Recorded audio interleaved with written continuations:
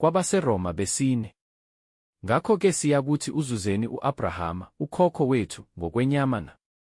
Ngokuba uma u-Abrahama walungisiswa ngemisebenzi, unakho ukuzibonga, kodwa phambi kukaNkulunkulu qha. Ngokuba umbhalo uthini na? Uthi, kepha u-Abrahama wakholwa nguNkulunkulu, kwambalelwa ukuthi kungukulunga. Kepha kosebenzayo umvuzo awubalelwa ngokomusa kodwa ngokwemfanelo, kepha kongasebenziyo, kodwa ekholwa nguye olungisisa ongamesabi uNkulunkulu, ukukholwa kwakhe kubalelwa yena ukuthi kungukulunga. Njengalokhu noDavide esho ngokubusiswa komuntu uNkulunkulu ambalela ukulunga ngaphandle kwemisebenzi, ethi, babusisiwe abathethelelwe izeqo zabo, nabazono zabo zisitshekelwe, ubusisiwe umuntu. Inkosi engayikumbalela isono. U-Abrahama wamukeliswa isithembiso ngokukholwa. Ngakho-ke lokhu kubusiswa kuqondene nabasokile noma nabangasokile na? Ngokuba sithi, ukukholwa kwabalelwa u-Abrahama ukuthi kungukulunga. Pho, kwabalelwa kanjani na? Esesokile yini noma engakasoki na? Akubanga esesokile, kodwa engakasoki.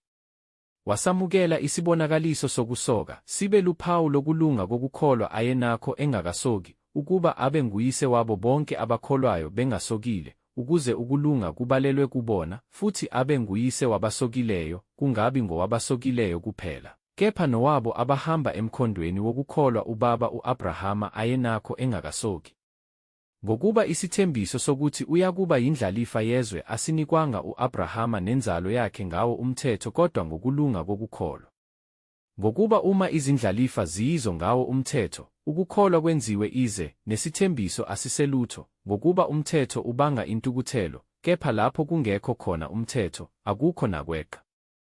Ngalokho kuya ngokukholwa ukuba kube ngokomusa, ukuze isithembiso siqiniseke enzalweni yonke, kungabi kweyomthetho yodwa kodwa nakuleyo engeyokukholwa kuka-Abrahama, ongubaba wethu sonke, njengokulotshiweyo ukuthi, ngikumisile ube nguyise wezizwe eziningi phambi kwalowo uNkulunkulu akholwa nguye, yena ophilisa abafileyo nobiza okungekho ngokungathi kukhona, owathi kungekho themba wakholwa ngethemba, ukuze abe nguyise wezizwe eziningi. Njengalokho okwashiwo ukuthi, yoba njalo inzalo yakho.